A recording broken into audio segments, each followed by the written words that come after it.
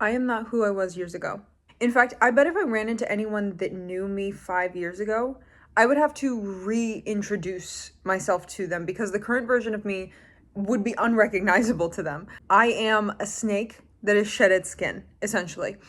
I'm still me, but I'm new. Like, I'm refreshed, reset, renewed. Because over the past 2 years of my life, I leaned into who I truly am.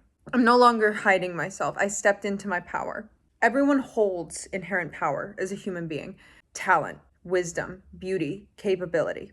But we consciously or unconsciously hold ourselves back from fully embracing our full potential because we are taught that shining as bright as possible, shining our light, our individual light, as bright as possible will make others go blind. That to reach your full potential is to make others uncomfortable. But remember, cockroaches run away from the light. Those mocking your success are jealous of what you're able to accomplish because they could never do the same.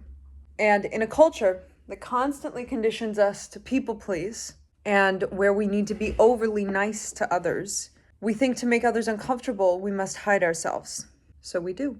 We don't go for what we truly want. We go for what we want adjacent. Or we do things that don't make us authentically happy. We people please. We don't set boundaries. We don't speak up. Whichever, we all do things that make us miserable, but make others comfortable. But stepping into your power, living in your truth, owning your strength, brings the focus of your life back to yourself. And this isn't a narcissistic thing. It's not a self-centered thing to declare that you are the main focus of your own life. It's not a Marvel concept to say that. It's not main character syndrome or you're being self-centered or selfish to say, hey, I'm the center point of my individualized experience. It's not saying that you're going to treat others poorly. It means you're going to let yourself not get screwed over by others because some people do have negative intentions towards you. It's saying you're going to take care of yourself, move through life in a way that's authentic to you and not take shit from others. And by the way, the people that think that focusing on you is bad are selfish individuals that think that focusing on you brings the attention away from them. They think that you giving all your energy to you is stealing energy that could be given to them. Meaning if you aren't focusing on them, they think you're wasting your time and energy because they want to steal as much energy from you and others as possible because they're so drained and miserable being with themselves that they've already drained themselves of all their energy and now they have to look to get it from outside sources. So if you have someone in your life like that, kick them to the curb, motherfucker. They're just being a dick, okay? And they aren't supportive of you stepping into your power or becoming your authentic self. And let me give you the permission that they won't. You're allowed to step into your power. You're allowed to be your best self, regardless of what anyone else tells you. But what actually is that? How do you do that? What is stepping into your power? Stepping into your power doesn't mean that you're putting on a persona or an alter ego where you're trying to pretend to be something that you're not, or you're constantly putting people down. It doesn't mean that you're cosplaying as someone else. It means you're taking responsibility for yourself, your decisions, and your life. It means you are authentically admitting what you want for life, seeing how much control you have over the direction of your life, and taking steps towards that vision. We all have visions of who we want to be. We hold these higher selves and goals: financial, romantic, educational, career-oriented, appearance, lifestyle, etc. We all have these different versions of how we want our lives to go. And stepping into our power literally means you finally come to the conclusion that you are the only person in the world who has the power of making that vision come true. It means being your authentic self, standing up for yourself, and taking action. It means you are able to see and believe in your own self-worth, confidence, and comfortable for standing up for your own truth. And this can be kind of boiled down into 7 different things, which I'm going to go over here. 1, you have to know who you are. You need to know who you are first. This is essential. To know who you are, engage in self-reflection by exploring your values, passions, beliefs, strengths, weaknesses, likes, dislikes, goals, and experiences. Essentially taking time to understand what truly motivates and defines you as an individual. This can be achieved through journaling, mindfulness practices, trying new things, and reflecting on your reactions to situations and people around you. We're also individualized that there's no shortcut to this. You have to go out in the world, explore, and then reflect on how you felt about the things that you explored. You're a book that you're continually writing and reading at the same time, meaning you're a certain person right now. You hold certain values, experiences, and goals within you. But you can also change that at any time. You're not a fixed individual. You're not stuck in your ways. To know who you are is just to know what you value. And that can vacillate throughout life, which is why it's always good to engage in self-reflection every now and then, because you change. With every experience, you change. For example, I value empathy, fearlessness, and authenticity. And I try my best to bring those three virtues into everything I do. Treating others with kindness, responding and vocalizing my own inner voice, and never letting fear get in my way. You need to sit down and define your values, which are basically the top 3 rules for life. Look up a list of values and choose the 3 you feel the most connected to and never forget them. And obviously these can change as you change, correct? But tattoo these on the inside of your eyeballs and never forget them. They will always be the North Star that leads you back to yourself. Number 2, you have to define what you want. Get specific about what you want. Focus on the end goal, but not how you're going to get there. In my experience, the path to the goal never happened the way I planned it. But the goal was always accomplished. Anything is possible and any goal can be reached, but life has to carve out a unique path for you, because sometimes you have to learn lessons before you reach the goal. And if you're not reaching for a goal, you're standing still. And potential energy will stay as potential energy until you turn it into movement. Try something. See if you like it. See if you hate it. Remember what you loved as a kid. Remember what made you feel joy. Remember what you want to be remembered for when you die. You'll figure it out. And when you do, run after it. Life has a weird way of making the things that are meant for you work out. And if it's being blocked from you or it's not flowing, it's probably not meant for you. Number 3, be okay with pissing people off. Think back to a time when someone pissed you off on purpose with no clear reason. And remember how it made you feel? You don't want to annoy, anger, or burden someone else because you know how it feels to be angered, burdened, and annoyed by others. But at the same time, remember the lesson you learned from those negative emotions, lessons of patience, empathy, and compassion. Negative emotions are as much a part of the human experience as positive emotions are. It's not your job to appropriately deal with the anger, jealousy, and annoyance you make others feel.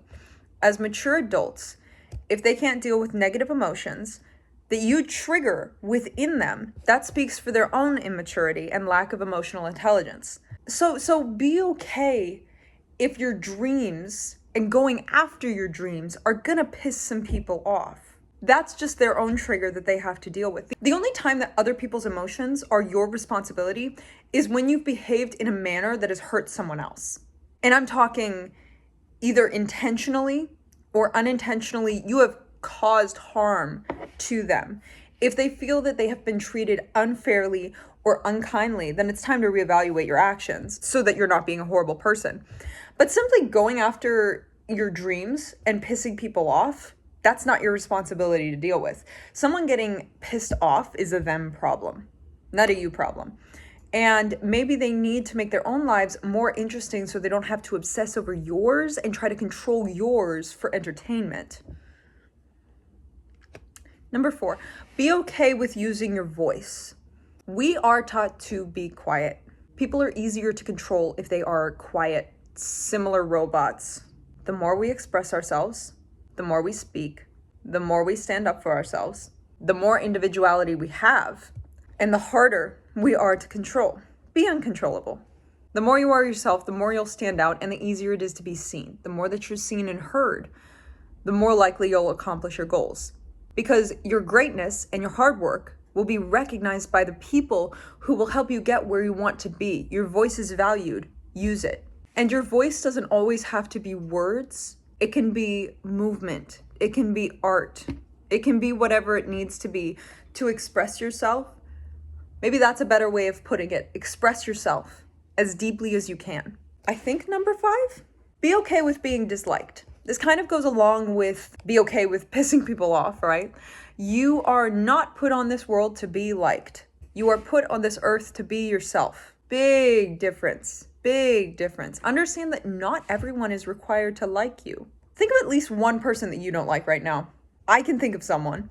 But remember, they have friends who love them. They have people that think they're the best person in the world. People have dated that person that you hate. People like their social media posts. They might have successful careers or talents. That person might be married. Just because a person is disliked doesn't mean they aren't likable. You just aren't their person. I hate Earl Grey tea with a fervid passion. I could found a hate club for Earl Grey tea. I think it's disgusting, horrible, truly, awful. If Earl Grey tea was a person, me and Earl Grey tea would not be friends because they are quite literally not my cup of tea, right? But guess what? It's the most popular tea in the UK. It's loved and adored by millions of people, and it's chosen over and over and over again. It's not that you're unlovable. It's that you're around people who don't love you. If you are disliked for being who you are, good. Walk away from them. It means that you're one step closer to finding the people who do love you. Number 6, be okay with standing alone. So many people think others have to share their vision, ideas, thoughts, and dreams in order for them to go after them. Humans crave community and agreement from others because it's easier to go after things when we aren't met with the resistance of adversity, right? When we choose to do something by ourselves without the support or help of those around us, it becomes a test of who we truly are. And if we fail, it hurts twice as bad because we think it proves that we have never been enough and we aren't capable. But if a group fails, it's easier to disperse the failure over the group and the weight of it all feels lighter. But when it's you, just you, it will haunt you if you let it. You need to reevaluate your relationship with failure. It's not a failure, it's a learning experience. And understand, others will judge you very harshly for your failure because it relieves their own inner guilt that they aren't chasing something with as much passion and gumption as you are. When you're working and going for something, it fills some people with guilt and shame that they aren't doing the same. That rhymed. That was awesome. And when you fail, they will mock you for it because it fills them with relief. Your failure is permission for them to never go after what they want. Because if someone like you, who they secretly look up to, can't do it, then how the hell are they supposed to? And that feeling is expressed through mockery and belittlement. Keep going. Because if no one else sees your vision, you see it. And all the people making fun of you secretly want you to succeed so that they have the permission to go after what they want. Because they secretly look up to you. I think this is number 7. I've lost count at this point, so whatever number this is, believe in your own inner voice over the voice of others. People will have a lot to say, especially when you set boundaries. Speak up about how they are treating you, communicate honestly about what you need, and start behaving and moving in a different way. Humans like consistency. People like consistency because it's easy to plan for. When you start advocating for yourself, speaking up and chasing what you want, it's kind of like a malfunctioning light switch. This person has always turned on the switch and it's turned on a light. But now, when they turn on the light switch, it turns on a ceiling fan. And now they are cold and confused. Because why is something that has always behaved one way now behaving in another way? It doesn't make sense. It doesn't make sense to them. And they're going to have some constructive criticism or just flat out criticism for you. I miss the way you were. You should do this. Why would you do that? You're being weird. You used to be this way. It's going to be an adjustment period as they get used to it, or it will be the end of that relationship or friendship. But you have to stay true to your inner voice because it is your life after all. No one has been in your shoes but you. They can imagine what your shoes feel like, but have they been there? They have not. People might give good advice, but at the end of the day, it's you who has to make the final decisions and carry it out. And sometimes people will try to get you to follow what they say, not because they're looking out for your best interest, but because they want a sense of control and superiority over you. Take everything you hear from others, even this video, with a grain of salt, and let your own inner voice make the final decisions. This entire video could be something that you were never meant to hear, and none of these words resonate with you. I want you to make that decision for yourself. I don't want you to listen to me. I want you to listen to you. And if these words resonate with you and how you feel, I want you to listen then, and only then. You know you better than anyone else, so you know how each decision will make you feel. Choose wisely. Anyway, hi, hello, I hope you enjoyed this 7-page speech that I wrote on stepping into your power. I hope it was helpful in some way. I'm trying to type out these episodes into scripts and read them to you, not because I don't like just monologuing at you guys, but because I want these to have more thought put into them, number one, but also I want the words that I say to be chosen more carefully. Yeah, I hope that some of these words helped someone out there. I really like you guys, and I love you, and hope you have a good day. Bye.